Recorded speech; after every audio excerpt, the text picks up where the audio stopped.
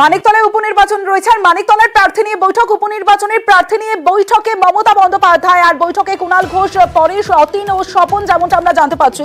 আবির ঘোষাল রয়েছে আমার সঙ্গে, আবিরের সঙ্গে কথা বলবো। আবির, কোনো সম্ভাব্য নাম কি উঠে আসছে?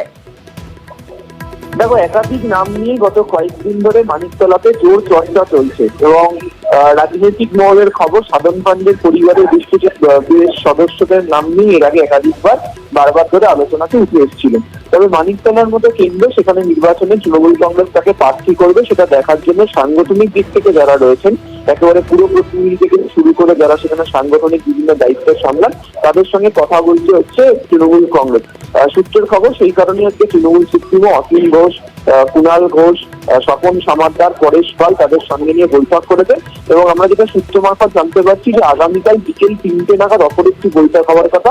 সম্ভবত সেখানকার যারা পুরো প্রতিনিধি রয়েছেন তাদেরকে সঙ্গে নিয়ে বৈঠক করা হতে পারে। প্রথমত হচ্ছে নির্বাচনী বিধি কিভাবে পরিচালিত হবে এবং দ্বিতীয়ত হচ্ছে সেখানকার মানুষ কাকে চাইছেন বা তৃণমূলের শীর্ষস্তরের তরফ থেকে কাদেরকে বেছে রাখা হচ্ছে বা কাদের নাম নিয়ে আলোচনা চলছে তাদের সম্পর্কেও বিষয় নিয়ে এই আলোচনা হতে পারে। তবে শীঘ্রই মানিকতলা কেন্দ্রে প্রার্থীর নাম সেখান থেকে নির্বাচিত হয়ে যাবে বলে তৃণমূল মনে করছে। বেশ,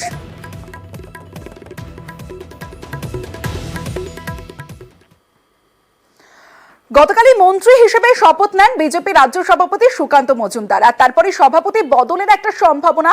বঙ্গে নতুন রাজ্য সভাপতি নিয়ে বাড়ছে জল্পনা, যেখানে একাধিক নাম উঠে আসছে। ঠিক কোন কোন নাম উঠে আসছে, সম্ভাবনা কাদের বেশি রয়েছে, একটু জানার চেষ্টা করি। মৈত্রেয়ী রয়েছে আমার সঙ্গে। মৈত্রেয়ী, এখনো পর্যন্ত সুকান্ত মজুমদার তিনি যেটা জানিয়েছেন যে এটা খুবই ঠিকই বলেছো তুমি, যে রাজ্য সভাপতি বদল হবে, কারণ বিজেপির নিয়ম অনুযায়ী এক ব্যক্তি দুই পদে থাকতে পারেন না।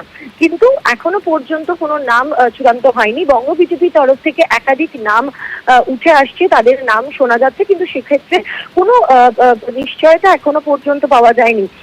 ইতিমধ্যে জগন্নাথ সরকার সাংসদ তিনি ইচ্ছা প্রকাশ করেছেন এবং তিনি জানিয়েছেন যে যদি দল তাকে দায়িত্ব দেওয়ার কথা মনে করেন তাহলে তিনি প্রস্তুত রয়েছেন।